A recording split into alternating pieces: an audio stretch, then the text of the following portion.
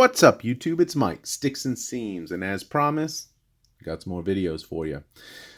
This one I'm going to take a little time talk about the new things in the backdrop. That first picture right there of none other than Roy Hobbs blasting the home run off the light post comes by way of everybody's friend Scott over at Reindeer Studios. If you recall watching his videos or his little shorts in October, I think he called it Inktober, he did an ink drawing or rendering every day for the month, and some of those became available, and I was shocked this one was there, and it was extremely affordable, so I snatched it up.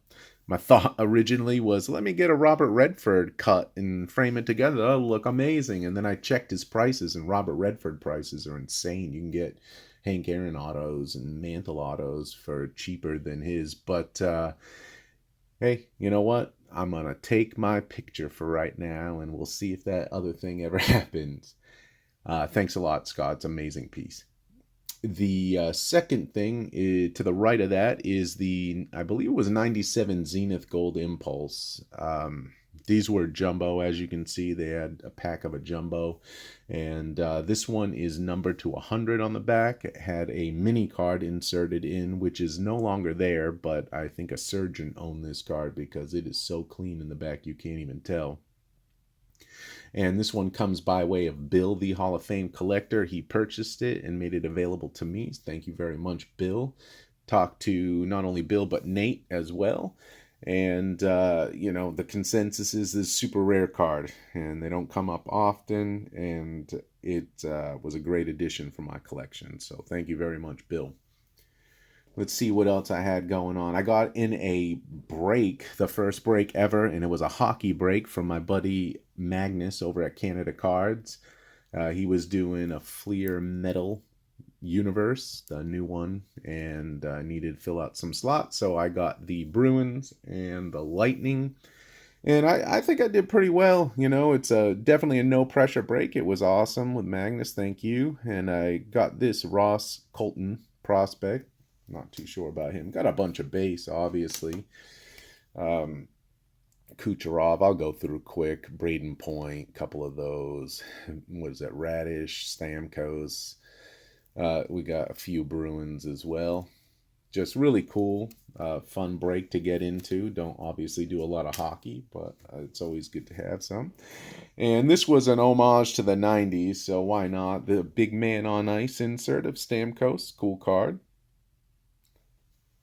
Then we got this Planet Metal, Brad Marchand, everybody's favorite hockey player apparently. And Magnus does this thing where he just gets a bunch of other cool cards from teams, and if your team is in there, you get that card. And this one was Ultimate Introductions autos of Zach. I'm not going to even try to butcher that one, but that was really cool. Nice of him to throw those in. And that was that for the break. Fun little cheap break. Cheap. I pretty much just paid for shipping. He gave everything away. For those of you who've been in my channel for a while, I used to do a lot more TTMing, but I've been working on this old Studio Heritage Series set TTM, and I'll show you a couple of the ones I've gotten in the mail over the years. Got a Ryan Sandberg. Got this Wade Boggs. And the next one came back TTM a couple weeks ago, and I was absolutely shocked. I pretty much sent it in an envelope with a stamp and $20 and a prayer, and it came back. Looks like he signs by way of a card shop in Las Vegas, and that is none other than Jose Canseco. And it seemed like a good operation, like everything was completely marked and all set up. So if anybody's looking to get a Jose autograph TTM, check the Sports Card Forum address and send it on out. I'll just finish the deck that I have. Got Will Clark. Some of the people, obviously, if it was autographed at the time, is probably the only time you're going to get it. Here we go. Andre Dawson. Kirby Puckett is in this set. I think Darren Dalton is as well. And Paul Molitor. So I just thought that was really cool of him to send that back. And the last card's a big one for me. It's another one off my top 10 most wanted Griffey list, or at least my Griffey list that I can afford. And it's one I've been going after for years, and it was always on the periphery as far as pricing for me. It was like a little bit of a stretch, and then I'm like, nah, it's gonna be there, and then it jumps considerably, doubles and triples, and I'm like, oh man, I'm never gonna get that now. Well, the market softened a little bit, or I was just in the right place at the right time, and I was able to pick this one off finally. And it's a pretty rare one in 288 packs, I think it was, from 1997 Fleer.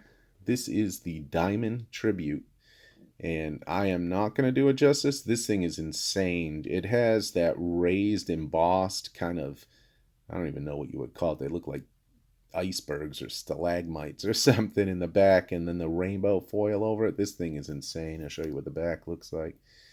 But was one, definitely was probably a top 5 for me, and I'm so psyched to have crossed it off the list.